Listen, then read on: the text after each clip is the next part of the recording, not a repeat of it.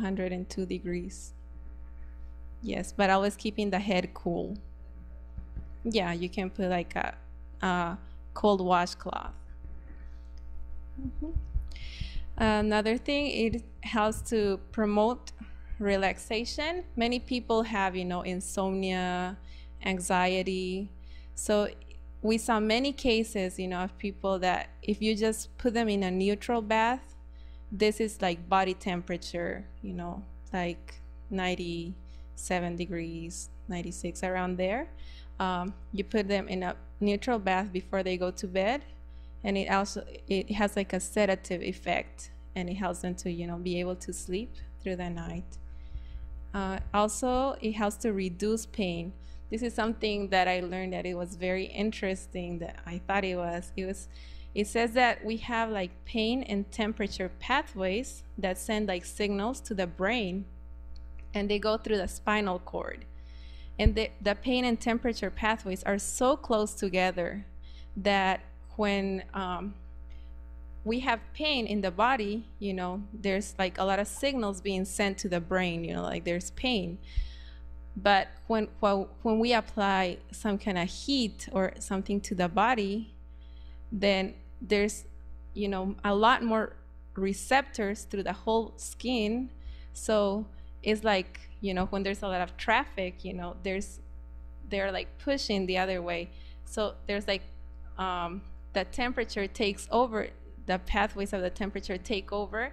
So the signals are not able to get to the brain for the pain anymore. So that's how it helps to be able to, reduce pain. It's called the gate effect, gate pathways, because it's been, they've been studying, and they realize there's like this little gate, that goes between the spinal cord to the brain, for the signals to be taken there.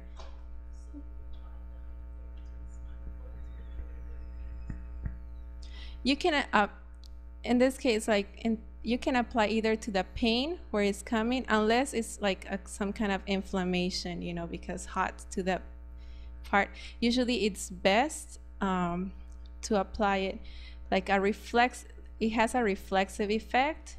Like to say, if you have a cast on and so of course you cannot apply the fomentation or anything if you have a cast on and you have pain in this arm. To try to improve the circulation, you can apply it in this arm, and it would improve the circulation, because it says that our body has like different reflexes. So like if we apply like a fomentation to the chest, it sends signals, because our skin is connected, it's like a whole organ. So it's connected through different organs and blood vessels and everything to different parts of the body. So it will help to release the pain in other places also. Yes. It also helps to open your airways. Sometimes when you have congestion, it's good to do some kind of treatment, and also like improving the circulation and everything. It helps to open your airways, and it promotes rapid healing of like wounds and those kind of things. I'm gonna mention some things that are very important there are very important points that you need to remember before you do a treatment. And that's like, if you're talking about the room, you always need to be sure to keep the treatment room warm, not hot, just warm and free from drafts. You don't want to have like drafts, because you're gonna be wetting the patient, and they can get chilled. So you also want to make the patient very comfortable. So you don't want to have like bright lights in the room, that are gonna be bothering the eyes of the patient. You want a quiet atmosphere. Some people like music as a relaxation, but some people get stressed with music, so if it's something like soft music, like sacred music, classical music, it's some people don't mind, but you can always ask the patient if it's okay. You know, it can also be something like for relaxation and help in the treatment. And always, you know, be mindful, because like if you are in the patient's house, be mindful always of protecting the bedding and the furniture, you know, and not getting it all wet and everything. You always have to be careful not to spread infections. Like always wash your hand before and after the treatment. And if the patient or yourself, if you're contagious, always like wear a mask, you know, and also for that also for the patient. And always keep the modesty of the patient. And what I'm saying is, like when you're doing the treatment, most of the time the patient is gonna have like a lot of areas uncovered, you know, like usually they're gonna be in a gown or something like that. But you know, you always want to keep the modesty of the patient just so they can feel comfortable. Also, you have to make sure you have a clear understanding of the patient's diagnosis. Why do we want to make sure of this? Because if you don't know what the person really has, you may be treating them, and instead of doing, instead of helping, it might cause more damage than actually help. You know, for example, for diabetics, we cannot do a like hot foot bath, you know, without making sure the temperature is like low, you know, because they lose sensation in the legs. And so there's some treatments that have contraindications. So you always have to make sure to be able to know the diagnosis of the patient. Yes.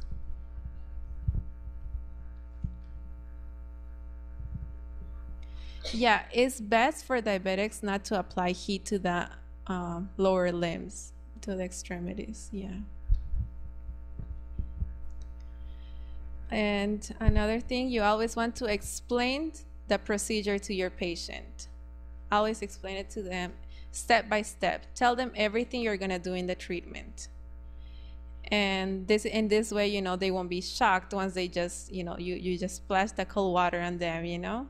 It's always good to explain to them this is gonna happen, and you can explain a little bit of how is it gonna help them, you know. Then you can always plan ahead for your treatment, because it's very uncomfortable, you know, when you have the patient already there and she's laying down ready for the treatment, and in the middle you forgot that you don't have a towel, you know, so you're leaving them there all wet, you know. So always plan ahead for your treatment, have everything ready beside your bed, make sure everything is in the room, and that way you don't have to move. You have to always be beside the patient or within calling distance.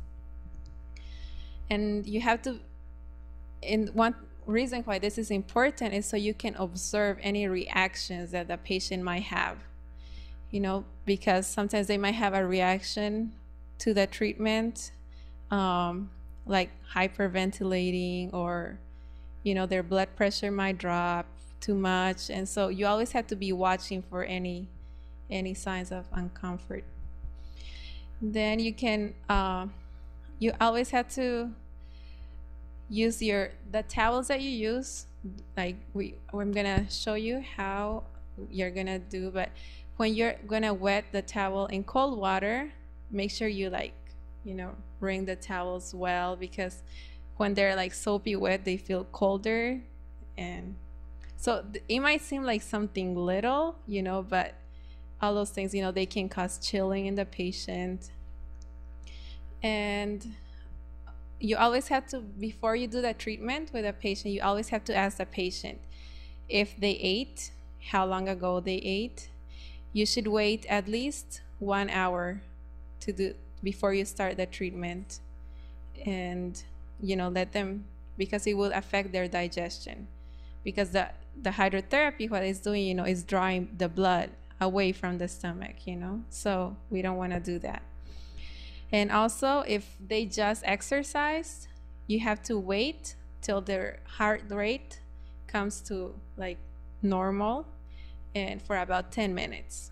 After the heart rate is normal, you wait like 10 minutes, and then you can do the treatment. Because if not, you know, they their heart rate can increase even more. Also, you always have to insist that the patient rests after the treatment, because that will complete the treatment. Many times after the treatment, they're still sweating and everything. So they always need to rest to complete the treatment. And many times I know we make the mistake, we feel the water and for us it's cold, but then you have the patient and they tell you it's too hot, and you think, oh, they're just being, annoying or difficult patient. Never think the patient is wrong. If they say it's too hot, it's too hot. So you either add cold water or add another protection to the fomentation, or but always the patient is always right. Yes. We're gonna look at a few problems that you might experience during a treatment, and that can be the patient is not warming up enough, like to sweat, and because we want to get them to sweat usually in a treatment so that toxins can be removed. So if the patient is not warming up enough to sweat, you can either give them some water to drink, warm water to drink, or you can put fomentation, like a hot fomentation, like in the lower back of the or like around the buttocks area, and that would help them to warm up. Also, I was mentioning hyperventilation. It occurs when the patient is losing too much carbon dioxide by breathing too fast. So what you can do if the patient is feeling like lightheaded, or dizzy, you just grab like a paper bag and just put it like on their face and let them breathe in and out for a few minutes until they feel okay, like until the numbness of the extremities or the dizziness goes away. Also, another thing that can happen is the blood pressure might drop too low. So if the patient is feeling like dizzy or weak, you always make sure you check their blood pressure. And if it's below 80/60, then you want to discontinue the treatment and elevate the legs and give them like a salty broth. 80/60. If it's below that, you want to discontinue the treatment, elevate their legs, and give them a salty broth to drink. Elevate the legs.